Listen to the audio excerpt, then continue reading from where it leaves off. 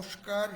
River swing গ্রুপের পক্ষ থেকে আমি অ্যাডমিন অভিষেক সান্যাল আপনাদের কাছে আজকের ফেসবুক লাইভ নিয়ে আসছি। ভারত এবং দক্ষিণ আফ্রিকার প্রথম টেস্ট যেটা ইডেন গার্ডেন্সে অনুষ্ঠিত হতে চলেছে তার একটা ছোট প্রিভিউ নিয়ে আমি চেষ্টা করছি আমাদের আর এক বন্ধু শুভঙ্কর বাগচিকেও কমেন্টে অ্যাড করে দিতে, তাহলে ওকে আমি চ্যাটে ঢুকিয়ে দিতে পারবো। হ্যাঁ, ওকে ওকে তাহলে আমি চ্যাটে ঢুকিয়ে দিতে পারবো। আমি পোস্টটাকেও অ্যাট এভরিওয়ান করে দিচ্ছি, যারা পারবেন তারা জয়েন করুন। হ্যাঁ, অ্যাট এভরিওয়ান অ্যাট হাইলাইট আমি এগুলো করে দিচ্ছি।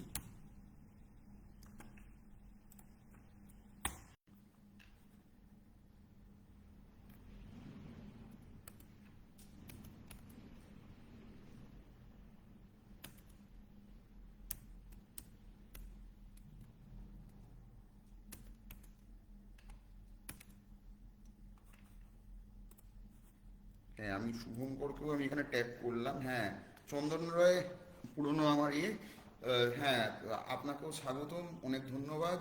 আমাদের ফেসবুক লাইভটা তাহলে এবার আমি শুরু করে দিই, কারণ এমনি রাত্রি প্রায় 9টা বাজতে যায়। কাল থেকে প্রথম হ্যাঁ, কাল থেকে প্রথম টেস্ট শুরু হতে চলেছে। আপনাদের যদি কিছু বলার থাকে, আমি আজকে ল্যাপটপ থেকে লাইভ করছি, মোবাইল থেকে লাইভ করছি না, কাজেই আপনাদের কমেন্টসগুলো আমি ডাইরেক্ট দেখতে পারবো। মানে এর আগে রিভার সুইং গ্রুপের ফেসবুক লাইভ করার সময় আপনারা যে মানে যে অভিযোগটি আমাদের কাছে করেছিলেন যে কারুর লাইভ করার সময় কারুর মুখের পুরোটা আসছে না, কারুর ছবিটা কেটে যাচ্ছে, তার থেকে কিছুটা আজকে তফাৎ দেখতে পাবেন। কেন আজকে আমি ল্যাপটপটা ইউজ করে লাইভটা করছি প্রথমবার। এরপরে আরও টেকনোলজিক্যাল কিছু চেঞ্জেস আমরা রিভার সুইংয়ের তরফ থেকে করব, তখন আরও বেটার কোয়ালিটি ছবির কোয়ালিটি এবং সাউন্ড কোয়ালিটি আপনারা পাবেন। ইউটিউব চ্যানেলটাকেও আমরা আরও বেটার করব। তবে আপাতত আর বেশি দেরি না করে, কেন প্রায় রাত্রি 8:53 বাজে, বেশি দেরি না করে, হ্যাঁ দেবব্রত বাবু যেটা বলেছেন, হ্যাঁ pitch condition observation of importance, আমি সব কিছু নিয়েই একটা ছোট সংক্ষিপ্ত টেস্ট ম্যাচ প্রিভিউতে চলে আসার আমি চেষ্টা করছি। প্রথম কথা হচ্ছে, দক্ষিণ আফ্রিকা সাউথ আফ্রিকা হচ্ছে এখন ওয়ার্ল্ড টেস্ট চ্যাম্পিয়ন, কাজেই একটা অত্যন্ত চিত্তাকর্ষক টেস্ট ম্যাচ কিন্তু এবার ইডেন গার্ডেন্সে হতে চলেছে। হ্যাঁ, মানে এতদিন ধরে আপনারা যেরকম দেখে আসতেন যে 2.5-3 দিনে ম্যাচ শেষ হয়ে যাচ্ছে, ধ্যাড় ধ্যাড়ে পুরো ঘূর্ণি উইকেট, দ্বিতীয় দিন থেকেই বল একদম শুকনো ঝুরঝুরে উইকেটে ঘুরবে, সেই ট্রেন্ড কিন্তু এবারে ভাঙতে চলেছে। হ্যাঁ, তার কারণটা হচ্ছে ইডেন গার্ডেন্সে বেসিক্যালি ব্ল্যাক সয়েল বা কালো মাটির এঁটেল উইকেট, এঁটেল মাটির পিচ কিন্তু তৈরি হচ্ছে, যেটা ভারতবর্ষের পশ্চিম দিকে প্রান্তে যে ম্যাচগুলো হয় তার থেকে এই মাটির টেক্সচার কিন্তু একেবারে আলাদা। সেই জন্য এখানে প্রথম দিন থেকেই র্যাঙ্ক টার্নার এক্সপেক্ট করা যায় না, এইটা হচ্ছে প্রথম জিনিসটা বুঝতে হবে। এবং এই ভারত দক্ষিণ আফ্রিকা টেস্ট সিরিজের যে দুটো সেন্টারে টেস্ট হচ্ছে, এক হচ্ছে কলকাতার ইডেন গার্ডেন্স এবং গুয়াহাটি, দুটোতেই কিন্তু আপনি র্যাঙ্ক টার্নার পাবেন না। এইটা কিন্তু প্রথম দিন থেকে আপনারা মাথায় নিয়ে নিন। র্যাঙ্ক টার্নার কিন্তু এই সিরিজে আমি লিখে দিচ্ছি, শুধু ইডেন নয়, গুয়াহাটিও কিন্তু র্যাঙ্ক টার্নার দিতে পারবে না, কেন ওখানেও ওয়েদার কন্ডিশনস, অল্টিটিউড কন্ডিশনসের একটা ব্যাপার আছে। কাজেই সেটার জন্য সেটার সঙ্গে তাল মিলিয়েই কিন্তু পিচ তৈরি হবে। যাদের পিচ, ক্রিকেট পিচের বিজ্ঞান সম্বন্ধে যাদের একটু ধারণা আছে, তারা এইটা আরো বেটার বলতে পারবে। এইবারে চলে আসছি, না তোমাকে আমি তোমাকে আমি ট্যাগ করাতে পারছি না শুভঙ্কর, তোমাকে আমি ট্যাগ করাতে পারছি না, মানে মানে ট্যাগ করে তোমাকে আমি লিঙ্কটা করাতে পারছি না। পারলে আমি তোমাকে করিয়ে দিতাম, ঠিক আছে? কেন ট্যাগ তোমাকে করা গেল না, যে কোনো কারণেই হোক তোমাকে আমি ট্যাগ করাতে পারিনি, ঠিক আছে?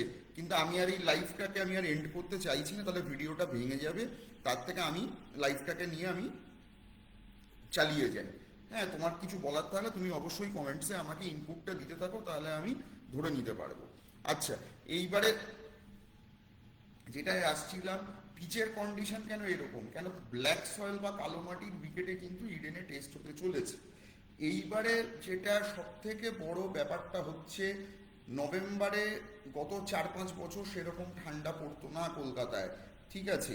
কিন্তু এইবারে কিন্তু কলকাতায় অলরেডি একটা উত্তুরে হাওয়া, হিমেল হাওয়া বইতে শুরু করেছে। এবং আপনারা গতকাল থেকেই জানেন টেম্পারেচার কিন্তু ইট হ্যাজ ড্রপড কনসিডারেবলি। কাজী এর একটা এফেক্ট কিন্তু আপনি ইডেন গার্ডেন্সের টেস্টে বুঝতে পারবেন। আমি কেন এটা বলছি, দেখুন এসপ্ল্যানেড চত্বরে হচ্ছে গঙ্গার বাবুঘাট চত্বরে হচ্ছে ইডেন গার্ডেন্স। সেখান থেকে আমার বাড়ি কিন্তু রাফলি 4 থেকে 5 কিলোমিটার দূরে, 5-5.5 কিলোমিটার দূরে। আমি আমার বাড়ির 3তলার ছাদে বসেও কিন্তু আমি সকালবেলায় উত্তরের হাওয়াটা টের পাচ্ছি। তার মানে এতটা কংক্রিটের জঙ্গল হয়ে যাওয়া সত্ত্বেও সেই হাওয়াটা যদি এতটা দূর অব্দি আসে, তার মানে আপনার গঙ্গায় বাবুঘাটের ঠিক ওখানে যে হাইকোর্ট প্রান্তটা, যেটা মেন জায়গাটা, স্পেশালি হাইকোর্টের এন্ড থেকে যে পেসাররা বল করতে আসবেন তারা কিন্তু সুইংয়ের সুবিধে অনেক বেশি পাবেন।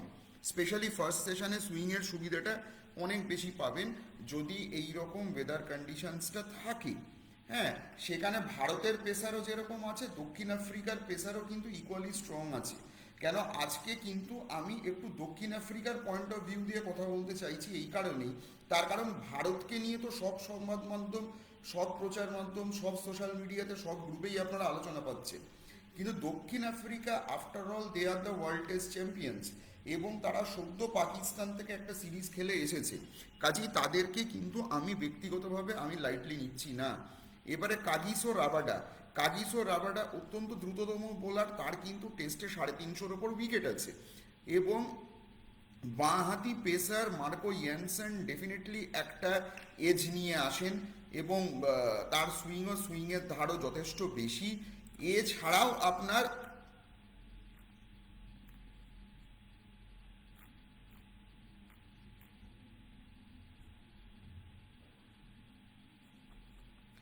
মোটামুটি আপনার মানে দক্ষিণ আফ্রিকার পেস অ্যাটাক খুবই স্ট্রং, এবং দক্ষিণ আফ্রিকার পেস অ্যাটাকটা খুবই স্ট্রং। এবং তার সঙ্গে আপনার কিন্তু যেটা আগে আমরা দেখিনি, দক্ষিণ আফ্রিকার স্পিন অ্যাটাকও কিন্তু এখন খুব স্ট্রং হয়ে গেছে। যেটা অনেকে বলছিলেন যে গৌতম গম্ভীর তো একটা টার্নিং উইকেট চাইছিলেন, কিন্তু টার্নিং উইকেট পেলেও যে সেখানে ভারতের সুবিধে হতো তার নাও হতে পারতো। তার কারণটা হচ্ছে দক্ষিণ আফ্রিকার হাতেও কিন্তু দুজন বাঁহাতি অফ স্পিনার এবং একজন ডানহাতি অফ স্পিনার আছে। কেশব মহারাজ আছেন, সেতুরামান আছেন, এনারা এনারা দুজন কিন্তু বাঁহাতি ভালো স্পিনার। এবং পাকিস্তান সিরিজে কিন্তু এই স্পিনাররাই কিন্তু উইকেট প্রচুর তুলেছেন। কারণ দক্ষিণ আফ্রিকার ক্রিকেট ইতিহাসটা কিন্তু মূলত পেস বোলিং নির্ভর ছিল এতকাল, কিন্তু এখন কিন্তু দক্ষিণ আফ্রিকার স্পিন বোলিংও যথেষ্ট স্ট্রং হয়ে গেছে। এবং যে ডানহাতি অফ স্পিনার আছেন আপনার সাইমন হার্পার, তিনিও যথেষ্ট ভালো বোলার। কাজী র্যাঙ্ক টার্নার পিচ আমি উইকেট আমি বানিয়ে দিলাম মানেই আমার খুব অ্যাডভান্টেজাস পজিশনে চলে গেলাম, এটা নাও হতে পারে, এটা কিন্তু বুমেরাংও হয়ে যেতে পারে। কাজেই সেখানে sporting wicket definitely better option. Sporting উইকেটে যাও, which will offer everything to everyone, প্রত্যেকের জন্য। হ্যাঁ এক্স্যাক্টলি, দেবশ্রী লাইডি যেটা বলেছেন Simon হার্মার to watch out for, আমিও বলছি এই কথা। দুই বাঁহাতি স্পিনার এবং এক ডানহাতি স্পিনার, এটা কিন্তু তুরুপের তাস হয়ে যেতে পারে। আমি কেশব মহারাজকেও রুল আউট করবো না, তার কারণ আপনারা যদি আগের বছরের ভারত নিউজিল্যান্ড টেস্ট সিরিজটা, যেটা আমরা ঘরের মাঠে 0-3 হারি, আপনারা যদি সেইটাকে কনসিডার করে থাকে, তাহলে কিন্তু স্পিনিং মানে ভালো টার্নারদের এগেনস্টে কিন্তু ভারতীয় ব্যাটারদের ব্যাটিং টেকনিকের দুর্বলতা, ফুটওয়ার্কের দুর্বলতা কিন্তু চোখে আঙুল দিয়ে ধরা পড়েছে। এখন যদিও হ্যাঁ, তারপরে ভারতীয় টেস্ট টিমের আমূল বদল হয়েছে, অনেক সিনিয়ররা বেরিয়ে গেছেন, জুনিয়রদেরকে জায়গা দেওয়া হয়েছে, শুভমান গিলের নেতৃত্বে নতুন টেস্ট টিম তৈরি হয়েছে। আমরা ইংল্যান্ডে একটা অত্যন্ত কঠিন টেস্ট সিরিজ 2-2 করে ফেরত এসেছি, যেটা ডেফিনেটলি কমেন্ডেবল অ্যাচিভমেন্ট, এটা নিয়ে কোনো সন্দেহ হয় না। এবং আমরা নার্ভ ঠিক রেখে শেষ দিনে 2-2টা যে করতে পেরেছি, এটা অত্যন্ত ইতিবাচক ভারতীয় টেস্ট ক্রিকেটের ভবিষ্যতের জন্য।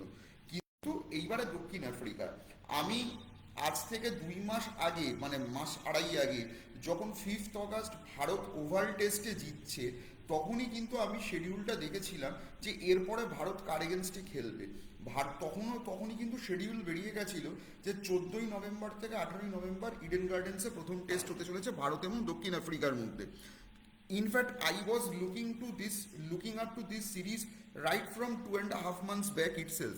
কেননা এইটা অত্যন্ত টাফ সিরিজ হবে। এবং একটা কথা বলতে পারি, এর আগে আপনারা 2.5 দিনে 3 দিনে যে শেষ টেস্ট ম্যাচ হতে দেখেছেন ভারতে এতদিন ধরে গত 8-10 বছরে, সেই ট্রেন্ড কিন্তু এবারে ভাঙবে। এবং toss is going to hold a lot of কি। তার কারণ হচ্ছে, যেটা ইডেন গার্ডেন্সের পিচ সম্বন্ধে হচ্ছে যে প্রথম দিকে ফার্স্ট সেশন বোলারদের জন্য, স্পেশালি পেসারদের জন্য, দ্বিতীয় সেশন ব্যাটসম্যানরা একটু ইজি হয়ে খেলতে পারবেন, কিন্তু তৃতীয় সেশন মানে পোস্ট টি সেশনেও কিন্তু বিকেলের দিকের গাঙ্গেও হাওয়াটা যেটা বয়, তার থেকেও কিন্তু একটা সুইং বোলারদের একটা অ্যাডভান্টেজ থাকবে। এবং 3.5 দিন কি 3 দিনের পর থেকে হালকা করে আপনি পিচে টার্ন পাবেন।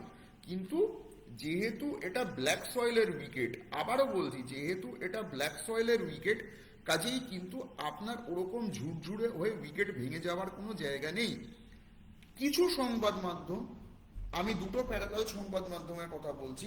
আনন্দবাজার পত্রিকাতে যদিও এরকম কোনো রিপোর্ট নেই, কিন্তু সংবাদ প্রতিদিনে একটা রিপোর্ট এরকম এসেছে যে গৌতম গম্ভীর নাকি চেয়েছিলেন যে পিচে জল দেওয়া বন্ধ হোক, যাতে আপনার উইকেটটা ভাঙে এবং ঝুরঝুরে হয়ে যায়, শুকনো হয়ে যায়, এবং তার থেকে স্পিনাররা হেল্প পায়। কিন্তু পিচ কিউরেটার, সিএবির পিচ কিউরেটার সুজন মুখোপাধ্যায় এরকম কোনো অনুরোধ মানেননি। এবং যেটা as per ICC set of rules, ম্যাচের আগের দিন থেকে pitch should be under the কাভার্সের তলায় আজ রাত্রির থেকেই পিচ চলে যাচ্ছে। কিন্তু তার আগের দিন পর্যন্ত কিন্তু এরকম কোনো নিয়ম খাটে না। এবং গতকালকে নাকি ভোর 6টা অবধি পিচ খোলা ছিল, এবং সারা রাতের শিশিরটা কিন্তু ইডেন গার্ডেন্সের ওই পিচ অ্যাবজর্ব করেছে। হ্যাঁ, মানে মানে অ্যাকচুয়ালি সেই অর্থে দেখতে গেলে মানে শিশির দিয়েই জলটাকে দেওয়া হয়েছে, আপনার পিছে লাইফ থাকছে। এবং আজকে আমি আর একটা সংবাদ মাধ্যম থেকে যেটা খবর পেলাম, ঋষভ পান্ত যখন প্র্যাকটিস করছিলেন তখন ক্লাব হাউস এন্ডের দিকে, স্টাম্পের দিকে যে সারফেসটা আছে, স্পেশালি বাঁহাতি ব্যাটসম্যান যদি একটু অফ ড্রাইভের দিকে যান, সেইখানে বোধহয় পিছে কিছু ক্র্যাকস বা কিছু মার্কস উনি পেয়েছেন, সেটা নিয়ে একটু মানে কমপ্লেন করেছেন। এখন এইটা কোন দিকে যাবে সেটা কালকে সকালের ফ্রেশ পিচ রিপোর্ট দেখেই বোঝা যাবে যে আদৌ ওই ক্র্যাকের কোনো মেরামতি করা হয়েছে নাকি ওটা ওই অবস্থাতেই রাখা হচ্ছে। তবে ইন জেনারেল পিচ ভেঙে যাবে এরকম সাবস্ট্যান্ডার্ড উইকেট ইডেন গার্ডেন্সে কোনো কালেই বানানো হয়নি, এবং আজকেও বানানো হবে বলে আমার মনে হয় না। কেন 2004 সালের ভারত দক্ষিণ আফ্রিকা টেস্টও 5th ডে অবধি গড়িয়েছিল, এবং 2010 সালের টেস্ট ম্যাচ তো আপনারা সবাই জানেন, যেটা হাসি মামলা প্রায় শেষ অবধি ড্র করে দিচ্ছিলেন, যখন শেষের দিকে আপনার হরভজন সিং উল্টো দিক থেকে মর্নিং মর্কেলকে এলবিডব্লিউ করা, সেই ঐতিহাসিকভাবে টেস্টটি আমরা জয়লাভ করি একদম শেষ ওভারে গিয়ে। সেই ম্যাচও কিন্তু পঞ্চম দিনের অন্তিম লগ্ন অবধি গড়িয়েছিল। কাজে India South Africa test is always going to be a test match between equals. এখানে কিন্তু আপনি কোনো রকম কিছু এইটা এক্সপেক্ট করবেন না যে this is going to be a very easy going for the Indian cricket team, আমরা খুব সহজে 2-0 জিতবো, এইটা ভাবার কোনো জায়গা নেই। This is going to be a very competitive test cricket series, এবং টেস্ট ক্রিকেট প্রেমীদের জন্য এটা খুবই ভালো। যেটা দেবর্ষী লাহিড়ী লিখেছেন যে হ্যাঁ, সাইমন হার্মার পাকিস্তানে দুর্দান্ত বল করেছে, ক্লাসিক্যাল অফ স্পিনার। কাজে এক্স্যাক্টলি আমি এই কথাটাই বলছিলাম, যদি উইকেট ভেঙে যায়, গম্ভীরের অর্ডার যদি মানে অনুরোধটা যদি পুরোপুরি মেনে নেওয়া হয়, এবং এমন হলো যে ভারতকে চতুর্থ ইনিংসে ব্যাট করতে হচ্ছে টসটি হেরে, তখন কিন্তু এই টার্নিং ট্র্যাক কিন্তু বুমেরাং হয়ে যাবে। কাজেই আমাকে স্পোর্টিং উইকেটটা রাখতে হবে যেটা লাস্ট অব্দি লাইফ থাকে, সেইটা একটা ব্যাপার। তবে স্পোর্টিং উইকেট মানেই ম্যাচ ড্রয়ের দিকে যাবে এরকম কোনো কারণ নেই। কেন কিছুদিন আগে আপনারা নিশ্চয়ই জানেন যে বাংলার রঞ্জি ট্রফি অভিযানও এই ইডেনের সারফেসেই হয়েছে। বাংলার রঞ্জি ট্রফি অভিযানও এই ইডেনের সারফেসেই হয়েছে, এবং ইডেন গার্ডেন্সে খুব সম্ভবত 2 কি 3টে ম্যাচ বাংলা খেলেছে। এবং প্রথম ম্যাচের শেষে তখন বেঙ্গল টিমের একটা কমপ্লেন্ট ছিল যে পিচে নাকি পেসাররা সুবিধা পাচ্ছে না, কেন বেঙ্গল টিমের তো স্ট্রেংথ হচ্ছে তাদের পেস বোলাররা, পেসাররা সুবিধা পাচ্ছে না, এরকম একটা কমপ্লেন্ট সুজন মুখোপাধ্যায়কে নিয়ে করা হয়েছিল। কিন্তু যাই হোক, পরে সেটা হয়নি। এখন যেটা মনে করা হচ্ছে, পিচে বল ক্যারি ভালো করবে, যেটা যে জন্য প্রথম দিকের সেশনগুলোতে আউটসুইংটা একটু দেখে খেলা, কেন একটু এদিক ওদিক হয়ে গেলেই কিন্তু এজ লেগে হয় উইকেট কিপার বা স্লিপের দিকে চলে যাওয়ার সমূহ সম্ভাবনা। ইয়েস, টস ডিসাইসিভ ওয়ান আমি বলতে রাজি নই, কেননা যদি ধরুন ভারত শুভমান গিল টসে হারলেন, এখন শুভমান গিল যদি টসে হেরে যান তাহলে তো ডেফিনেটলি দক্ষিণ আফ্রিকা আগে ব্যাট করতে চাইবে, এটা নিয়ে তো কোনো ইয়ে নেই, কেন সবাই এই উইকেটে আগে ব্যাট করে পরে অন্য টিমকেই পাঠাতে চাইবে। সেক্ষেত্রে ভারত যদি চেজও করে, ভারতের হাতে কিন্তু পেস ব্রিগেড যথেষ্ট ভালো আছে, কাজে পেস ব্রিগেড যদি ভালো থাকে সেখানে কিন্তু ভারত দক্ষিণ আফ্রিকার ব্যাটারদের জন্য এটা it is going to be pressure. এইবারে হচ্ছে ভারত কিরকম লাইন আপ নিয়ে নামাতে চাইবে। দেখুন মোটামুটি ওপেনিং স্লটে কেএল রাহুল এবং যশস্বী জয়সওয়াল এটা ফিক্সড, এটা নিয়ে নড়াচড়ার কোনো জায়গা নেই। 3 নম্বরে মোটামুটি সাই সুদর্শনকেই খেলাতে চাইবেন, কেননা সাই সুদর্শন বাঁহাতি প্লেয়ার এবং he has a promise for the long run. যদিও ইংল্যান্ডে সাই সুদর্শনের থেকে সেরকম বড় ইনিংস আমরা পাইনি, কিন্তু তাহলেও ঠিক আছে, একটা ভালো হোম সিরিজ ওর প্রাপ্য, হোম টেস্ট সিরিজে খেলবেন। 4 নম্বরে তো শুভমান গিল আছেনি, এটা নিয়ে কোনো দ্বিমত নেই। এবারে হচ্ছে আর ব্যাটারদের মধ্যে কাকে নামাবেন।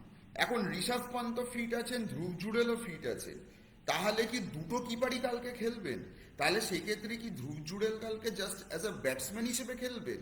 এইটা একটা দেখার ব্যাপার, কারণ ধ্রুব জুড়েল রিসেন্টলি যে ফর্মে আছেন তাকে বাদ দেওয়াটা সম্ভব নয়, এখন প্র্যাকটিক্যালি ধ্রুব জুড়েলকে বাদ দেওয়াটা সত্যিই সম্ভব নয়। সেক্ষেত্রে তাহলে ঋষভ হয়তো অ্যাজ আ কিপার ব্যাটসম্যান খেলবেন এবং ধ্রুব জুড়েল হয়তো শুধু অ্যাজ আ নর্মাল ব্যাটসম্যান হিসেবে খেলবেন। কাজেই এইটা মোটামুটি একটা যাচ্ছে, আপনার 5-6 স্লটটা হয়ে যাচ্ছে। এবারে আপনার রবীন্দ্র জাডেজা, ওয়াশিংটন সুন্দর দুজনেই থাকবেন, তাহলে হয়ে গেল আপনার 7-8। আপনার রবীন্দ্র জাডেজা, ওয়াশিংটন সুন্দর দুজনেই থাকবে। তাহলে এরপরে আপনার কারা কারা ঢুকবে? তাহলে কি ভারত 2 স্পিনারে যাবে না 3 স্পিনারে যাবে? যদি 2 স্পিনারে যায় তাহলে কি জাডেজার সঙ্গে কুলদীপ ঢুকবেন, নাকি জাডেজার সঙ্গে আকসার প্যাটেল ঢুকবেন? কেন আকসার প্যাটেলেরও কিন্তু লোয়ার ডাউন দি অর্ডার ব্যাটিংয়ের হাতটা ভালো, যেটা কাজে আসতে পারে। এবং জাডেজার রিসেন্ট টাইমে একটা জিনিস দেখা যাচ্ছে, Jadeja has become more of a batsman rather than a bowler. সেক্ষেত্রে এই একটা দিক কিন্তু একটু ভাবার আছে। এখন কুলদীপ যাদবও খুব ভালো বল করছেন, কাজে কুলদীপকে বাদ দেওয়াটারও জায়গা থাকছে না। এবারে পেসারের মধ্যে আপনি কাকে রাখবেন? পেসারের মধ্যে অবশ্যই মোহাম্মদ সিরাজ তো থাকবেনই, মোহাম্মদ সিরাজকে তো রাখাই হবে, এবং আপনার আকাশদীপ থাকছেন এবং আপনার জসপ্রীত বুমরা থাকছেন। কাজেই আপনার সিরাজ, আকাশদীপ এবং বুমরা এই জায়গাটা মোটামুটি সার্টেন। কাজেই এইখানে কিন্তু আপনার 9, 10, 11 এই স্লটটা কিন্তু তৈরি। এবারে কুলদীপেরই আসাটা আইডিয়ালি উচিত, কেন কুলদীপের হাতে চায়নাম্যান বোলিং এবং ভালো গুগলি আছে, যেটা জাডেজা এবং আকসারের বোলিং নেচারটা কিন্তু একই, কেন দুজনেই আলটিমেটলি অফ স্পিনার। এবং সেখানে আপনার অলরাউন্ডার ব্যাটার হিসেবে তো ওয়াশিংটন সুন্দরও থাকছে, কাজেই আকসারে হয়তো 12th ম্যান হিসেবে বার্তা পড়বে। সেক্ষেত্রে মোটামুটি ভারতের ওপেনিং যে 11 যে প্লেইং 11-এর যে লাইন আপ হবে সেখানে কুলদীপের থাকা উচিত। আমার হিসেবে 3 পেসার এবং 2 spinner is going to be more than sufficient. মোটামুটি এই 5 জন থাক এবং টপ 6 তুমি ব্যাটসম্যানকে সেইভাবে খেলাও, এইটা একদমই তোমার ঠিক থাকছে। তবে আমি যে অ্যাসপেক্টটা নিয়ে কথা বলিনি এখনো অবধি, আমাদের সিনিয়র অ্যাডমিন তমগ্নদা যেটা দিন 2 আগেও লিখেছিলেন, যেহেতু স্পোর্টিং উইকেট হচ্ছে এবং বিকেলের দিকে স্পেশালি আপনার 2:30 থেকে 4:30 যে সেশনটা, প্রতিদিন কিন্তু এই সময়টায় ইডেনের একটা বাবুঘাটের দিক থেকে গঙ্গার হাওয়াটা বিকেলের দিকেও থাকছে। কাজেই সেই সময়টা কিন্তু একটা রিভার সুইংয়েরও ব্যাপার চলে আসে, যেটা দিন দুয়েক আগে তমগ্নদা বলেছিলেন, এবং আমাদের অ্যাডমিনদের হোয়াটসঅ্যাপ গ্রুপেও আমরা আলোচনা করছিলাম।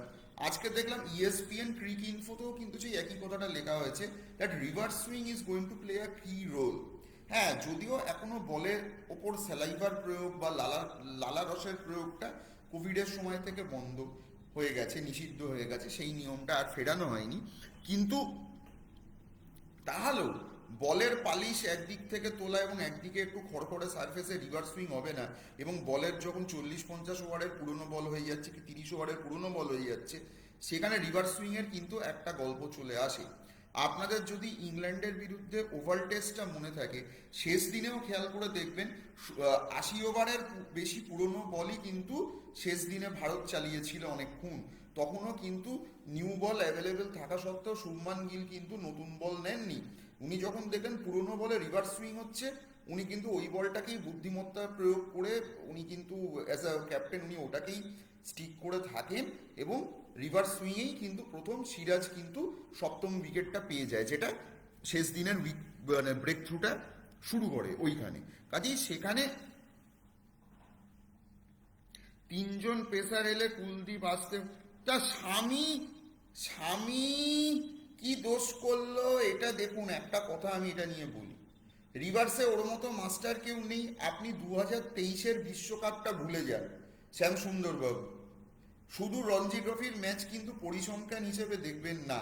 কেন এই প্রশ্নটা আমার কাছে আসবে আমি জানতাম, এবং গ্রুপেও এই নিয়ে অনেকে লেখালেখি করেছেন, শুধু রিভার্স সুইং গ্রুপে নয়, আমার ব্যক্তিগত পরিচিত আলাপ পরিচিতের মধ্যে অনেকে এই মোহাম্মদ শামী প্রসঙ্গ তুলেছেন, যে স্বামী কি দোষ করলো, তাহলে রঞ্জি ট্রফিতে খেলে কি লাভ হলো, ইত্যাদি ইত্যাদি নানান রকম প্রশ্নগুলো সঙ্গত, কিন্তু মূল নির্যাসটা এটা যে স্বামীকে কেন নেওয়া হচ্ছে না, এটা কি গৌতম গম্ভীরের কোনো কনস্পিরেসি?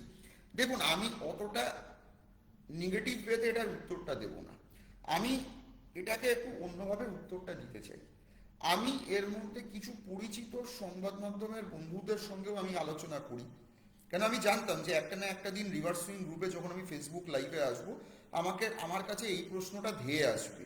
কাজেই আমি এই প্রশ্নটার উত্তরটা দেওয়ার আগে আমি একটু চেনা পরিচিত বন্ধু বান্ধব যারা রঞ্জি ট্রফির ম্যাচ কাভার করেন, এমনকি এই রোববারেও আমি একটা অন্য গ্যাদারিংয়ে গেছিলাম, সেখানে আমার সঙ্গে এক পরিচিত মানুষের দেখা হয় যিনি রঞ্জি ট্রফির ম্যাচগুলো দেখেছেন, দেখে কন্ডিশনটা দেখেছেন। আমি তাকে খোলাখুলি বলি, যে জিজ্ঞেসটা করেছিলাম যে দেখো, স্বামীর তো উইকেট পেয়েছে, অবশ্যই রঞ্জি ট্রফিতে উইকেট পেয়েছে, 4 উইকেট 5 উইকেট এরকম আমরা দেখতে পাচ্ছি, তাহলে কি ওর জাতীয় দলে ফেরার দাবিটা ন্যায় সঙ্গত? কিসের জন্য আটকাচ্ছে? এমনকি বেঙ্গল এবারে যে দ্বিতীয় রঞ্জি ট্রফি ম্যাচটি ইডেনে খেলেছিল, তখনও আপনারা জানবেন যে আরপি সিং মানে ভারতীয় ক্রিকেট দলের একজন নির্বাচক, তিনি কিন্তু সিলেক্টর, তিনি কিন্তু ইডেন গার্ডেন্সে এসেছিলেন স্বামীর বোলিং দেখতে। তাহলে স্বামী কিসের জন্য আটকাচ্ছে?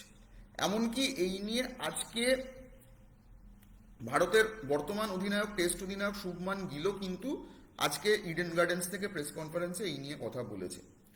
আমি দেখুন, আমাকে ফার্স্ট হ্যান্ড রিপোর্ট যে সাংবাদিকরা দিয়েছে, একজন সাংবাদিক দ্য টেলিগ্রাফের সায়ক বন্দ্যোপাধ্যায়, সায়ক ব্যানার্জি, একে কিন্তু আপনারা নিয়মিত টেলিগ্রাফে ক্রিকেট নিয়ে লিখতে দেখবেন।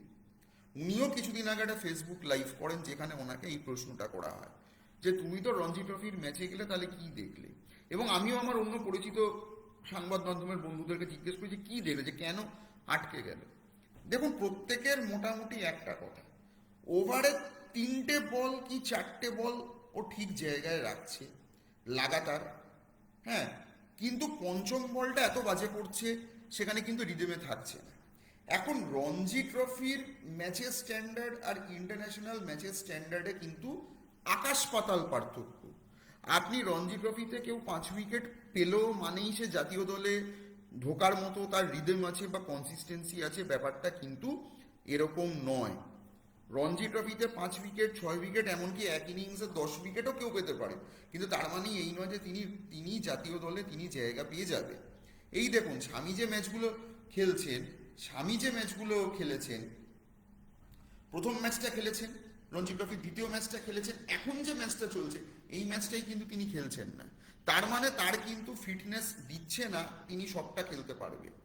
এখন এই ওয়ার্ল্ড টেস্ট চ্যাম্পিয়নশিপ সাইকেল কিন্তু 2025 থেকে 2027 অব্দি যাবে।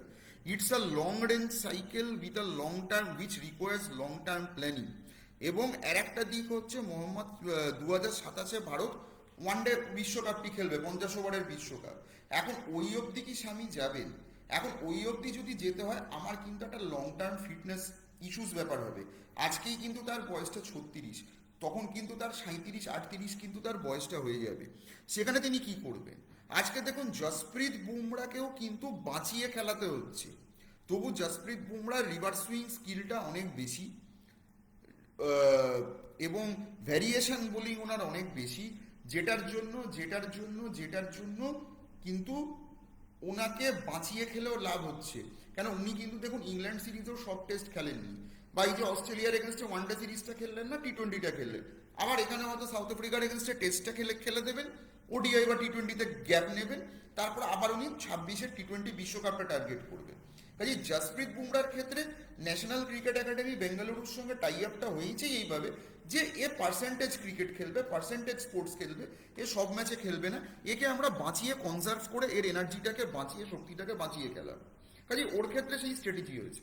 এখন আমার দ্বিতীয় পরিচিত সাংবাদিক বন্ধু যার সঙ্গে এই রবিবারে দেখা হলো, একটি সোশ্যাল গ্যাদারিংয়েই দেখা হয়েছিল, সেখানে সামাজিক অনুষ্ঠানেই দেখা হয়েছিল, কিন্তু প্রথমেই তার সঙ্গে যেটা কথোপকথনটি আমার হয়, স্বামী নিয়ে আমি স্পেসিফিক প্রশ্ন করি, কেন কেন উনি রঞ্জি ট্রফি দেখতে ইডেনে যায়। উনি যেটা বললেন যে দেখো স্বামী যে কাজটা করে সেই কাজটা তো সিরাজ করে দিচ্ছে। হ্যাঁ, হতে পারে হয়তো স্বামী 2023-এ যে এক্সেলেন্সটা রিচ করেছিল সেই এক্সেলেন্সে হয়তো সিরাজ এখনো যায়নি, কিন্তু Siraj is speaking up fast. যেরকম as a captain Shubman Gill is learning fast. ইংল্যান্ডের বিরুদ্ধে প্রথম টেস্টে সে যে ভুলগুলো করেছিল সেখান থেকে কিন্তু সে দ্বিতীয় টেস্ট তৃতীয় টেস্ট থেকেই কিন্তু সে নিজেকে পিক আপটা করলেন অসাধারণভাবে। কিলার ইনস্টিংটা চলে এসেছে। সিরাজও প্রথম দিকে যে ভুলটা করেছিলেন, by the time of fifth test ও কিন্তু ঘুরে দাঁড়িয়েছে। হ্যাঁ, কাজে স্বামী, দেখুন স্বামী হচ্ছেন একটা এক্সেলেন্ট বোলার, বোলার পার এক্সেলেন্স, এটা নিয়ে কোনো সন্দেহ নেই। কিন্তু আমি আবারও বলবো 2023-এর স্বামীর সঙ্গে কিন্তু আজকে 25-এর স্বামীকে গুলিয়ে ফেলবেন না, দুটো কিন্তু এক নয়। কেন স্বামীকে যখন আমরা চাইবো, আমি কিন্তু 2023টাকে মাথায় রাখছি, কিন্তু তারপরে দেখুন ও চোট আঘাত হলো 24 সালে, কিন্তু স্বামী কোথাও নেই। তখন কিন্তু একটা ইয়াং বোলিং লাইনআপই কিন্তু 24 সালে, যেটা ঘরের মাঠে আমরা ইংল্যান্ড সিরিজকে 4-1 হারিয়েছিলাম, তখন রাহুল দ্রাবিড় কোচ ছিলেন, রোহিত শর্মা ক্যাপ্টেন ছিলেন, তখন তো জাস্ট বুমরা এবং একটা টোটাল ইয়াং পেস ব্রিগেড, তারাই কিন্তু বার করেছে। তখন কিন্তু স্বামী নেই, একদমই স্বামী নেই। কেননা একটা জিনিস আপনারা দেখুন, 20 সালের পর থেকেই দেখুন বুমরাও ইঞ্জুরিতে গেছেন, স্বামীও ইঞ্জুরিতে গেছেন, এবং যখন ওরা ইঞ্জুরিতে গেছেন দুজনের ব্রেক কিন্তু 1 থেকে 1.5 বছরের কমে হয়নি। আমি কিন্তু ওদের ইঞ্জুরি সাইকেলটাকে স্টাডি করেছি, আমি কিন্তু ইঞ্জুরি সাইকেলটাকে স্টাডি করে দেখছি। কাজেই আবেগে ভাসলে হবে না, আপনাকে বায়োমেকানিক্সটা বুঝতে হবে, বিজ্ঞানটা বুঝতে হবে। একটা রঞ্জি ম্যাচ দেখছেন, দুটো রঞ্জি ম্যাচ দেখছেন, তৃতীয় রঞ্জি ম্যাচে কিন্তু স্বামী টিমে নেই। এই যে রঞ্জি ম্যাচটা এখন বাংলা খেলছে, এতেই কিন্তু স্বামী আর টিমে নেই। তার কারণটা কি? তার ফিটনেসটা দিচ্ছে না, তার ফিটনেসটা দিচ্ছে না। হ্যাঁ, এ দলের খেলা দেখুন, সাউথ, যেটা শ্যামসুন্দরবাবু বলে, ইন্ডিয়া এতে বোলার বা ব্যাটাররা খেলেছে জাস্ট নিজেদের কন্ডিশনটা দেখতে, ওটা দিয়ে কিন্তু টেস্ট ম্যাচের পারফরমেন্স বিচার করবেন না। ওখানে কিন্তু সিরাজ তার আসল ঝলকি দেখাননি, উনি নিজেকে বাঁচিয়ে রেখেছেন ইডেন গার্ডেন্স এবং গুয়াহাটিতে খেলার জন্য। ওইটা জাস্ট খেলেছেন, ইন্ডিয়া এই ম্যাচটা উনি জাস্ট খেলেছেন নিজের ফিটনেস সার্টিফিকেটটুকু এনসিএ কে দেখানোর জন্য, যে হ্যাঁ আমি কন্ডিশনে আছি, ওইটুকু। ওইখানে কিন্তু ও নিজের আসল পারফরমেন্স দেখায়নি। বড় ক্রিকেটাররা কিন্তু ঘরোয়া এই যে প্র্যাকটিস ম্যাচগুলোতে নিজেদের আসল পারফরমেন্স কিন্তু দেখান না, লুকিয়ে রাখেন। ফুটবলেও বড় বিখ্যাত ফুটবলাররা তাই করেন, ওয়ার্ম আপ ম্যাচে কিন্তু ওরা জাস্ট কন্ডিশনটা আছে, ব্যাটে বলে হচ্ছে কিনা, বলটুকু সুইং করছেন কিনা, এইটুকু। কাজে ওইটা দিয়ে ইন্ডিয়া এর সঙ্গে সাউথ আফ্রিকাতে কি হয়েছে, ওখানে সাউথ আফ্রিকা এর চতুর্থ ইনিংসে এত রান তাড়া করে দিয়েছে, ওটা দিয়ে আপনি ইডেন টেস্টকে আমার মনে হয় বিচার না করাই ভালো। কেন ওটা খেলা হয়েছে বেঙ্গালুরুর উইকেটে, চিন্নাস্বামীতে, একদম পাটা ব্যাটিং উইকেট, ওখানে 500 রানের টার্গেট দিলেও যে কোনো টিম তাড়া করে দিতে পারতো। কাজে ওটা দিয়ে ইডেন গার্ডেন্সকে বোধহয় বিচার করে ফেলাটা আমার মনে হয় একটু তাড়াহুড়ো হয়ে যাচ্ছে। একটু ধৈর্য ধরুন, কেননা আমি নিজে ব্যক্তিগতভাবে গৌতম গম্ভীরের থিঙ্কিং ক্যাপাসিটির ওপরে যথেষ্ট আস্থাশীল। কেন গৌতম গম্ভীরের ক্রিকেট মস্তিষ্কের ওপরে আমি ব্যক্তিগতভাবে যথেষ্ট আস্থাশীল। এবং হ্যাঁ, অনেকে আমাকে এইটা নিয়ে নানানভাবে ক্রিটিসাইজ করেছেন, কিন্তু আমি এখনো মনে করি লং টার্মে জিজি যে প্ল্যানিংটা নিয়ে এগোতে চাইছেন সেটা নিয়ে ওনাকে অবশ্যই এগোতে দেওয়া উচিত। কেননা 2014-তে যখন মহেন্দ্র সিং ধোনি দুম করে রিটায়ার করলেন টেস্ট ক্রিকেট থেকে, তখন কিন্তু বিরাট কোহলিও একটা তরুণ ক্রিকেট টিমকে নিয়েই কিন্তু টেস্ট ক্রিকেটে এগিয়েছিলেন। বিরাট কোহলি এবং শাস্ত্রীর যে জুটিটা, তারা কিন্তু একটা তরুণ টিমকে নিয়েই ভারতকে টেস্ট ক্রিকেটে একটা সুপার পাওয়ার বানায়। কাজেই এখানেও আমি বলবো মানে আপনার কোহলির রিটায়ার করা, রোহিত শর্মার রিটায়ার করা, অশ্বিনের রিটায়ার করা, এবং পরে আস্তে আস্তে অনেক সিনিয়র ক্রিকেটারকেই আপনারা রিটায়ারমেন্টে যেতে দেখবেন আগামী 1.5 বছরে। কিন্তু আপনাকে ভারতীয় ক্রিকেটের স্বার্থটাকেই দেখতে হবে। সেখানে আমার তরুণ তাজা রক্ত চাই, যারা ম্যাচটা জেতাবে। অনেকে প্রসিদ্ধ কৃষ্ণাকে নিয়ে অনেকগুলো কথা বলেছেন লাগাতার, যে হ্যাঁ প্রসিদ্ধ কৃষ্ণা মার খায়, এই খায়, কিন্তু প্রসিদ্ধ কৃষ্ণার মতো এত ভালো হিট দ্য ডেথ বোলার ভারতের বোলিংয়ে খুব কম এসছে। তার কারণ আমি দুটো কথা বলি। ওভাল টেস্টে আমি আবারও ফিরে যাচ্ছি ইংল্যান্ড সিরিজে, যদি প্রসিদ্ধ কৃষ্ণা জো রুটকে ওই সুন্দর আউটসুইঙ্গারে কট বিহাইন্ডটি না করাতেন, তাহলে কিন্তু ভারত ইংল্যান্ড সিরিজ 2-2 নিয়ে ফিরতো না। সবাই মোহাম্মদ সিরাজকে ক্রেডিট দিয়েছেন, কিন্তু আমার মতে আসল মানে তুরুপের ইক্কা যেটা বলে, একদম তুরুপের তাস কিন্তু ওই জো রুটকে আউট করাটা। এবং পঞ্চম দিনেও দেখুন জশ টাংকে প্রসিদ্ধ কৃষ্ণা কিভাবে নিখুঁত ইয়র্কারে বোল্ড করেছেন, যখন আপনার 18 রান করতে হতো ইংল্যান্ডকে। কাজে এইগুলো তো দেখবেন, এই মোমেন্টসগুলো তো দেখবেন। প্রসিদ্ধ কৃষ্ণা হয়তো মার্কে 70-80 রান দিয়ে দিয়েছে, ভালো, কিন্তু উইকেটটাও তো তুলছেন, এবং উইকেটগুলো কার? জো রুটের উইকেট। জো রুট ওই সময় আউট হওয়াতেই তো পুরো ইংল্যান্ডের ব্যাটিং লাইন আপটা কোলাপস করে গেল। না হলে ওই টেস্ট ম্যাচ তো ইংল্যান্ডের হেসে গেলে জিতে যাওয়ার কথা।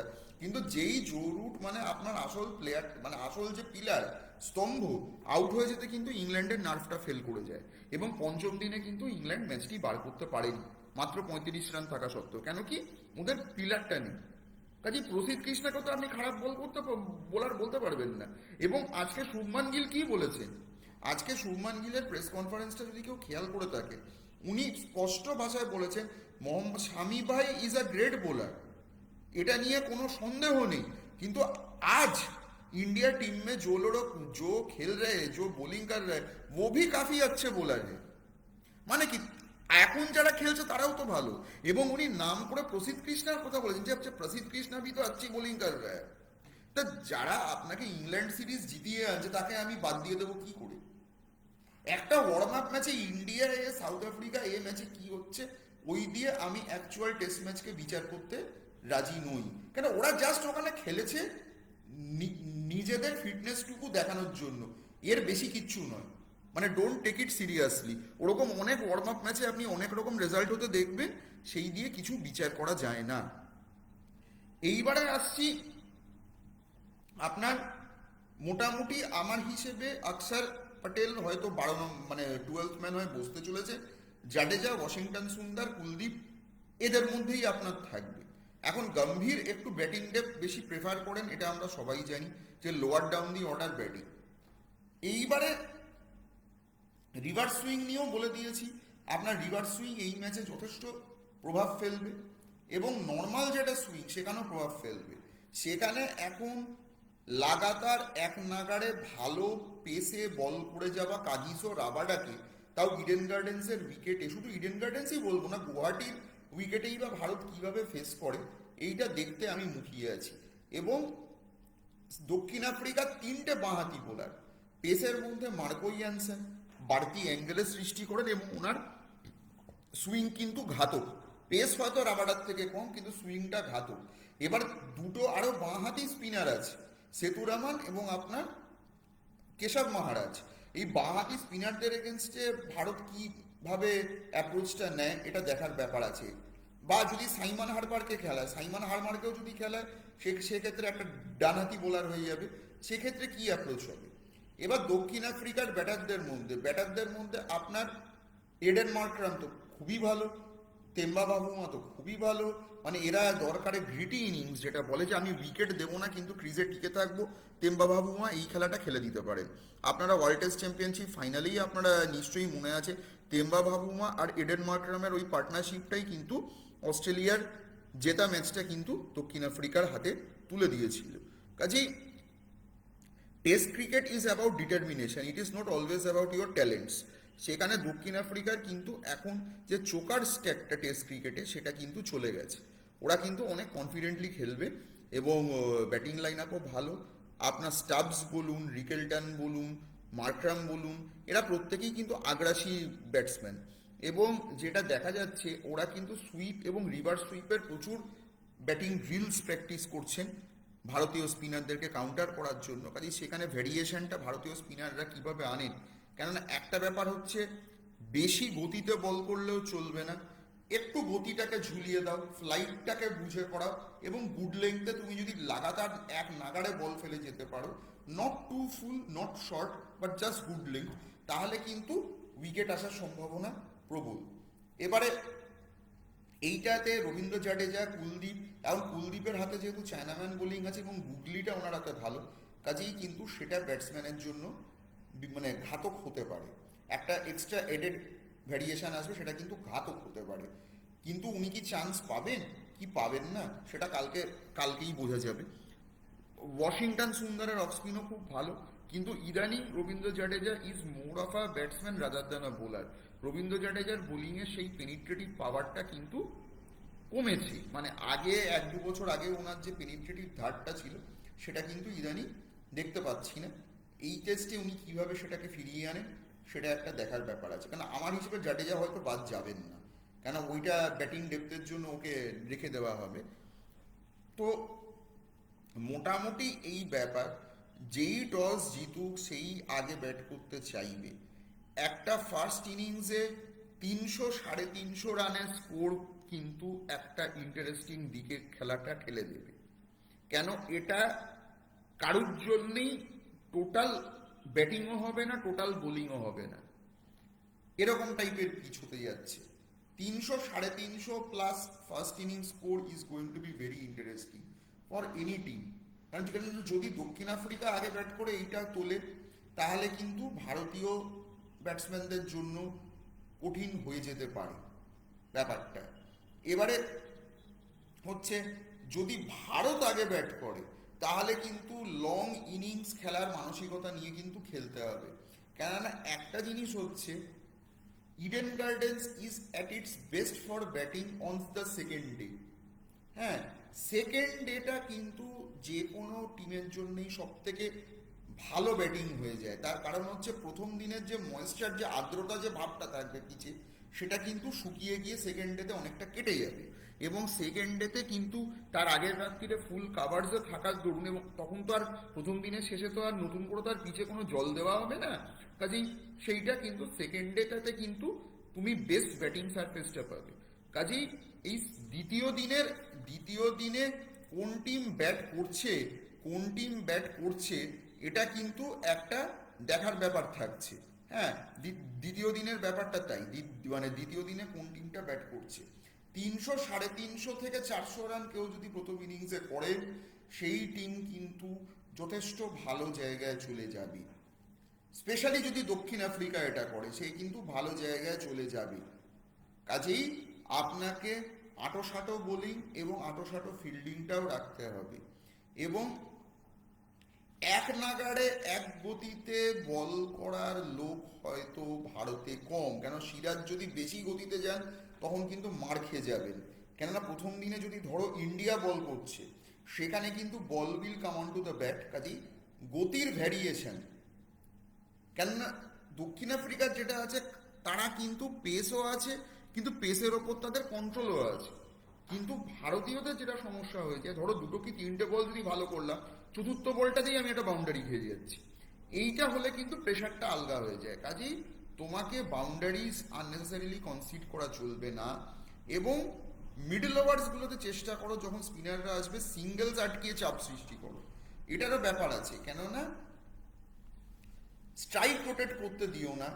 আবারও বলবো এগুলো খুব বেসিক্স কথা, কেন যদি খুব বেশি স্ট্রাইক রোটেট হতে থাকে তাহলে কিন্তু বোলার ব্যাটিং টিমের ওপর থেকে চাপটা আলাদা হয়ে যাবে। তখন সে দেখবে আমি ওভারে 3-4টে করে তো সিঙ্গেল আমি এমনি পাচ্ছি, কি 2-3টে করে সিঙ্গেল পাচ্ছি, তখন সে কিন্তু আর রিস্কও নেবে না এবং উইকেটটাও দেবে না। কাজেই এইগুলো কিন্তু দেখার ব্যাপার আছে, কেন টেস্ট ম্যাচ হচ্ছে it's a match of passing sessions. প্রত্যেকটা সেশন অনুযায়ী কিন্তু আপনার রণনীতি পাল্টাবে। আমি তো সেশনও বলবো না, আমি আরো মাইক্রো লেভেল টার্গেটে আমি ব্রেক করে দিচ্ছি। প্রত্যেকটা 15 ওভারের এক একটা করে ছোট প্যাসেজ বানিয়ে রাখুন। এই এই এক একটা 15 ওভার, মানে একটা 15 ওভার আমি এই জন্য বলছি যে ড্রিঙ্কস ইন্টারভেলকে ধরে বলছি, সেখানে কিন্তু এইটা খুব প্রভাব ফেলে দেবে। কাজেই এই এই ব্যাপারগুলো কিন্তু দেখার আছে।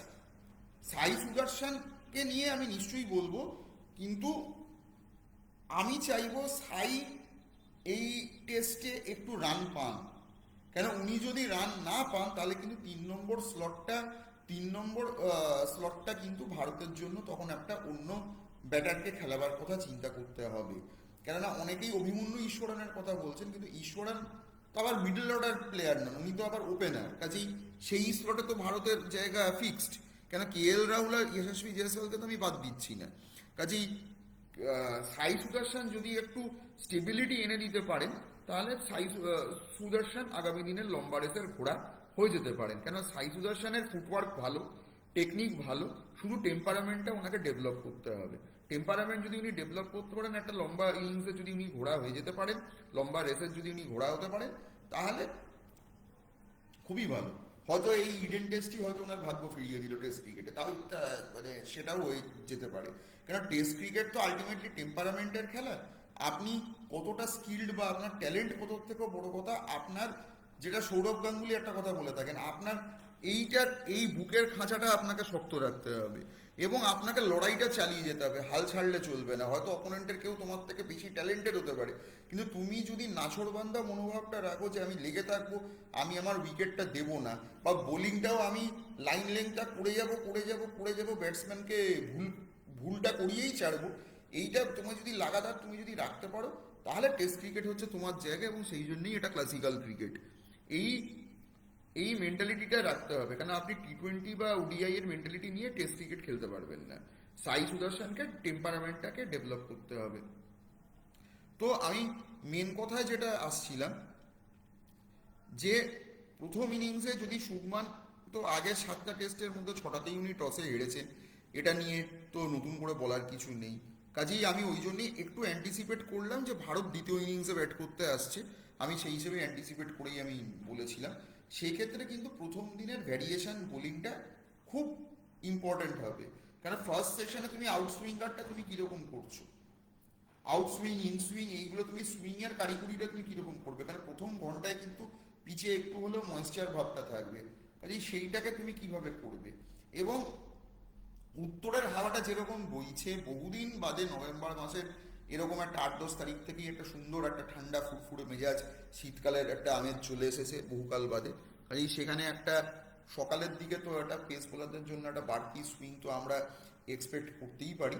সেক্ষেত্রে যেই আগে বল করুক না কেন, ওদেরও পেস অ্যাটাক ভালো, আমাদেরও পেস অ্যাটাক ভালো, কাজেই সুইংয়ের কিন্তু আপনি দেখতে পাবেন। এবং সেই ক্ষেত্রে ব্যাটসম্যানদেরকে কিন্তু বুঝে শুনে খেলতে হবে। যদি ভারতও আগে ব্যাট করে, আমি কখনোই বলবো না ইট ইজ অ্যাডভান্টেজ ইন্ডিয়া, কেন ফার্স্ট সেশনে সুইং কিন্তু আমাদেরকেও খেলতে হবে। সেক্ষেত্রে বাইরের বলে গিয়ে খোঁচা লাগিয়ে দেওয়া, অযথা ড্রাইভ করতে যাওয়া, বুঝে শুনে আপনাকে লেংথ বুঝে খেলতে হবে। কাজে এই যে টেম্পারামেন্টটা যে আমি এর বাইরে খেলবো না, কেন প্রথম 10-12টা ওভার যদি আমি একটু দেখে খেলে দিতে পারি, তারপরে কিন্তু পুরো দিনটা আপনার। কাজে এই ফ্যাক্টরটা, এই মাইন্ডসেটটা ইম্পর্টেন্ট, কেন টেস্ট ক্রিকেটের নেচারটা তো অন্যরকম। আমরা T20-তে অভ্যস্ত হয়ে গেছি, এখন টেস্টের ইয়েতে আমরা ঢুকতে একটু অসুবিধা হয়ে যায়। কাজে এই দিকটা দেখার ব্যাপার আছে। তবে আমি আশাবাদী হিসেবে একটা ভালো সিরিজ দেখতে পাবো। ভারতের জয় নিয়েও আমি আশাবাদী। আমি আশাবাদী নই তাই তাই নয়, এবং আমি ভারতকেই ফেভারিট ধরছি। তার কারণ নিজেদের হোম কন্ডিশনসে আমরা খেলতে নামছি এবং আমাদের টিম যথেষ্ট ভালো। ইংল্যান্ডকে আমরা যথেষ্ট ভালোভাবেই 2-2 করে আমরা এসেছি, একটা অত্যন্ত টাফ সিরিজ খেলে এসেছি এবং টিমের সবাই মোটামুটি ছন্দে আছে। কাজেই আমি একটা ওয়েল ব্যালেন্সড টেস্ট সিরিজ দেখব এইটা আশা রাখছি। এবং হ্যাঁ, আমি প্রথম দিনে ম্যাচ দেখতে যাচ্ছি না, দ্বিতীয় দিনটিতে আমি যাব। এবং আমি আগেও যেটা রিভার সুইং গ্রুপে আমি লিখেছিলাম, যাদের কাছে 5 দিনের টিকিট আছে আমি সবাইকে অ্যাপিল করছি, ধরুন কোনো দিনে আপনি যাচ্ছেন না, যে দিনটাতে আপনি যাচ্ছেন না প্লিজ প্লিজ প্লিজ সেই দিনের টিকিট নষ্ট করবেন না।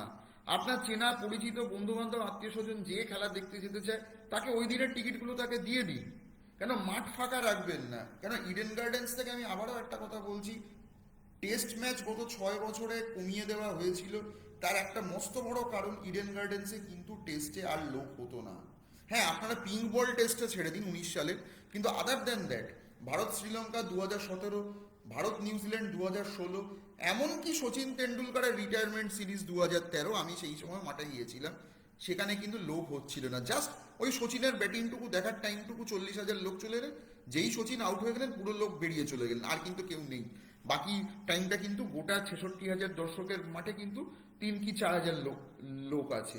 কাজে প্লিজ এটা করবেন না, এটা এনশিওর করুন যে ফুল হাউসটা অন্তত ফ্রাইডে স্যাটারডে সানডে থাকুক, প্রথম উইকেন্ডটা যাতে অন্তত থাকুক। তার কারণ হচ্ছে আপনি টিকিট নিয়ে নিজে হয়তো একটা দিনই গেলেন, কিন্তু অন্য 2 দিনের টিকিট আপনি নষ্ট করলেন, দর্শক আসনটা তো ফাঁকা রয়ে গেল। কেন এইটা কিন্তু ক্যামেরায় দেখায়।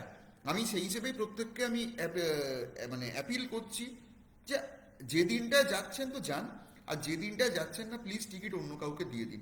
আমিও তাই করেছি, আমার কাছেও টিকিট ছিল বেশ কিছু। আমি যে দিনগুলোতে আমি বা আমার পরিচিতরা যেদিন আমরা একসঙ্গে যাচ্ছি না সেই দিনের টিকিটগুলো আমি অন্য অন্য যারা যেতে চেয়েছেন তাদেরকে আমি দিয়ে দিয়েছি। তাতে কি হচ্ছে, আমি তো মানে ক্যাপাসিটির তো ফুল ইউটিলাইজেশন হচ্ছে, আমি তো মানে ক্রাউড তো লস হচ্ছে না এবং গ্যালারি ভর্তি থাকছে, এইটা খুব দরকার। কেননা মধ্যিখানে যেটা বিসিসিআই ছোট শহরে টেস্ট ম্যাচ দিয়ে দিচ্ছিল, ইন্দোর, ধর্মশালা, এইসব জায়গায় দিয়ে দিচ্ছিল, বড় শহরে মেট্রো শহরে আর টেস্ট ম্যাচ দিচ্ছিল না। কেননা মানুষ কিন্তু টেস্ট ম্যাচে আগ্রহ দেখাচ্ছিলেন না। আমরা টিভিতে হয়তো ইংল্যান্ডের ম্যাচ দেখছি, টিভিতে হয়তো অস্ট্রেলিয়ার ম্যাচ দেখছি, কিন্তু আমরা মাঠে যাওয়ার আগ্রহ দেখাইনি। এই কারণের জন্যই কিন্তু ইডেন থেকে টেস্ট ম্যাচ সরিয়ে দেওয়া হয়েছিল। কেন আইপিএল এ ভিড় হতো, ওডিআই বা টি20তে ভিড় হতো, কিন্তু টেস্টে কিন্তু লোক আসছিলেন না। কাজে সেইটা প্লিজ করবেন না। কেন টিকিটের যথেষ্ট ক্রেজ আছে, ইডেনের সব গ্যালারি পেড গ্যালারি নয়, পেড গ্যালারির টিকিটস তো ফুল সোল্ড আউট হয়ে গেছে। 26,000 27,000 আপনার কমপ্লিমেন্টারি এবং মেম্বারশিপ টিকিটস বা এইগুলোও আছে। যাদের কাছে এই টিকিটগুলোও আছে আমি তাদেরকেও অনুরোধ করছি যে যে দিনটায় আপনারা যাবেন না, অন্যকে যে খেলা দেখতে যেতে চায় তাকে প্লিজ দিয়ে দিন, তাহলে মাঠ ফাঁকা যাবে না। এইটুকু করুন, তাহলেই ক্রীড়াপ্রেমী হিসেবে আপনাদের মনটা ভালো থাকবে। সবাই দেখতে যান, কারণ আমি চাই কলকাতা শহরে বহুদিন বাদে টেস্ট ম্যাচ হচ্ছে, let's make it a success. এটা রিভার সুইং গ্রুপের সবার পক্ষ থেকে বলবো, আপনারা শুধু ভারত খেলবে, ভারত জিতবে, আমি আমার ফেভারিট প্লেয়ারকে দেখতে যাব এই জন্য যাবেন না, এই জন্য যাবেন না। সেটা আপনার টিভিতেও আপনি দেখতে পারবেন, কিন্তু আপনি ইডেন গার্ডেন্সে যাবেন টেস্ট ক্রিকেটকে অনুভব করতে। এইটার জন্য এই এই এই এই ম্যাচে আপনি যাচ্ছেন, শুধু ভারতকে সাপোর্ট করতে নয়, আপনি টেস্ট ক্রিকেটটাকে অনুভব করতে যাচ্ছেন। কেন টেস্ট ক্রিকেটটাকে আবার to make it relevant once again, আমাদের প্রত্যেকটা দর্শকের ফুল পার্টিসিপেশনটা দরকার। কেন এই সিরিজগুলোর দিকে কিন্তু আইসিসিও তাকাচ্ছে এবারে। আমি আগেও একটা কথা বলেছিলাম যে অস্ট্রেলিয়ার হাত থেকে এই যে ওয়ার্ল্ড টেস্ট চ্যাম্পিয়নশিপের মুকুটটা দক্ষিণ আফ্রিকা ছিনিয়ে নিল, এটা কিন্তু বিশ্বে টেস্ট ক্রিকেটের জন্য অত্যন্ত ভালো বিজ্ঞাপন। তার কারণটা হচ্ছে অস্ট্রেলিয়ার মনোপলি বা হেজেমনিটাকে ভাঙার দরকার ছিল, সেটা হয়তো ভারত করতে পারেনি টেস্ট ক্রিকেটে, কিন্তু দক্ষিণ আফ্রিকা করেছে এবং এটা খুব দরকার ছিল। তার কারণ হচ্ছে test cricket needs to be preserve, এটাই তো আসল cricket, it needs to be preserve and it has to be made relevant once again. যেরকম শাস্ত্রীয় সঙ্গীত বা ক্লাসিক্যাল মিউজিকের কথা বলছি, সে ভারতীয় মার্গসঙ্গীতই হোক বা পাশ্চাত্য মার্গসঙ্গীতই হোক, ওটাই তো অরিজিনাল মিউজিক, ওটাকে তো বাঁচাতে হবে। ফিল্ম মিউজিক বা অন্য কিছু অ্যাপ্লিকেটিভ সঙ্গীত তো করে আসছি, আপনি রূপটাকে তো নষ্ট করে দিতে পারবেন না, সে ইস্টার্ন হোক কি ওয়েস্টার্ন হোক। ক্রিকেটের ক্ষেত্রেও একই কথা, ক্রিকেটের ক্ষেত্রেও একই কথা প্রযোজ্য, টেস্ট ক্রিকেটটাকে কিন্তু মেরে দিতে পারবেন না।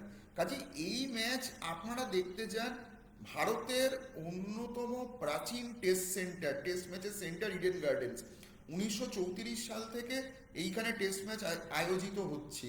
গত 6 বছর কিন্তু এখানে টেস্ট ম্যাচ আমরা পাইনি, তার কারণ আমরা দোষী, আমরা দর্শকরা দোষী এটার জন্য। আমরা টেস্ট খেলা দেখতে মাঠে যাইনি। 2017-তে যখন বিরাট কোহলি সেঞ্চুরি করছেন শ্রীলঙ্কার এগেনস্টে, এই ইডেন গার্ডেন্সেই কটা লোক মাঠে গেছেন, গ্যালারির ছবি আমি দেখেছি, মাত্র 3 কি 4 হাজার লোক বিরাট কোহলি সেঞ্চুরি করেছেন ওই ওই ম্যাচে। কাজেই লজ্জাটা আমাদের, এই জায়গা থেকে বেরোতে হবে। এই জায়গা থেকে যদি কলকাতাতে টেস্ট ক্রিকেটকে আগ্রহ ফেরাতে হয়, আমাদেরকেই মাঠে গিয়ে সেটা তুলতে হবে এবং মাঠে গিয়ে স্পোর্টিং মেজাজে থাকতে হবে। শুধুই ভারতকে সমর্থন তো অবশ্যই করবেন, সেটা তো আমিও করব, সবাই করবেন, ভারতের মানুষ হিসেবে তো আমরা চাই ভারত জিতুক, কিন্তু টেস্ট ক্রিকেট প্রেমী বা ক্রিকেট প্রেমী হিসেবে আমাদের দায়িত্ব কিন্তু আরো বেশি। আমরা যাব টেস্ট ক্রিকেটটাকে অনুভব করতে, ক্লাব হাউসটাকে দূর থেকে দেখবেন, যে বড় ঘড়িটা আছে সেখানে যখন ডিং ডং বেলটা, যখন ওই বেলটা যখন বাজাবে আপনার ম্যাচটা শুরু হওয়ার, টসটা দূর থেকে দেখবেন যে দুই ক্যাপ্টেন ব্লেজার পরে যাচ্ছে যারা প্রথম দিনে যাচ্ছে, এইগুলো দেখবেন, এই ফিলটা নেবেন। 1996 সালে থেকে ইডেন গার্ডেন্সে আমি যাচ্ছি, তখন আমার বয়স 10, বাবার হাত ধরে গেছি। তখন এই ভারত দক্ষিণ আফ্রিকা টেস্ট দিয়েই কিন্তু আমার ইডেনে যাওয়া শুরু, যে টেস্টে আপনার ওই লান্স ক্লুসেনার 8 উইকেট নেন এবং মোহাম্মদ আজহারউদ্দিন 63 বলে ওই সাংঘাতিক সেঞ্চুরিটি করেন, অনিল কুম্বলেও 88 করেন, ওই সাংঘাতিক টেস্ট ম্যাচ। সেই ম্যাচটা কিন্তু ভারত জেতেনি, কিন্তু টেস্ট ম্যাচ কি সেটা বুঝতে যাওয়াটাও তো দরকার, এটাও তো দরকার অ্যাজ এ দর্শক হিসেবে। কেন শুধুই আইপিএল, আইপিএল শুধু তো সে তো প্রত্যেক বছরই পাবে, কিন্তু 6 বছর কেন ভারত টেস্ট ম্যাচ, মানে কেন আমরা টেস্ট ম্যাচ পেলাম না, কেন অন্যরা পেল? একটু 16 এবং 17 দর্শক সংখ্যাটা দেখবেন, লোক নেই মাঠে। পিঙ্ক বল টেস্টে জাস্ট গেছেন, ডে অ্যান্ড নাইট টেস্ট দেখতে কিরকম হয়, কাজে ওটাকে আমি স্ট্যান্ডার্ড ধরছি না, কিন্তু 17 এবং 16 এই দুটো টেস্টের লোক নেই। এমনকি সচিন তেন্ডুলকারের রিটায়ারমেন্ট সিরিজও যেই সচিন আউট হয়ে গেছেন, লোকে বেরিয়ে গেছে। এইটা করলে হবে না, আপনাদেরকে কিন্তু মাঠে থাকতে হবে, হোম টিমকেও চিয়ার করতে হবে এবং একটা স্পোর্টিং দর্শকের ভূমিকা পালন করতে হবে, যার জন্য যেটা দেখে ভবিষ্যতে বিসিসিআই বা আইসিসি আরো বড় টেস্ট ম্যাচের সুযোগ আমাদেরকে দেয়। এইটা তো দরকার আগে, কাজে এইটার থেকে আপনারাই পারবেন। এখন রাত্রির 9:10 বাজে, প্রায় 9:40 বেজে গেছে, আমি আর বেশি সময় নেব না। 52 মিনিটের আজকে ফেসবুক লাইভ করলাম, অনেকদিন বাদে আপনাদের এখানে এলাম। ম্যাচ শেষে আশা করছি পজিটিভ রেজাল্টস থাকলে আমি নিশ্চয়ই আবারও তখন একটা লাইভ করার ইচ্ছে আছে। আপনারা সবাই খেলা এনজয় করুন, যারা মাঠে যাচ্ছেন তারা তো অবশ্যই ভালো করে এনজয় করুন, এবং যারা মাঠে না গিয়ে ঘরে টিভিতে বা জিও হটস্টারের মোবাইলে বা ল্যাপটপে যারা খেলা দেখবেন, তারাও আনন্দ করে খেলা দেখুন। একদম ভালো থাকবেন, নমস্কার, শুভরাত্রি, আজকে এখানেই শেষ করছি।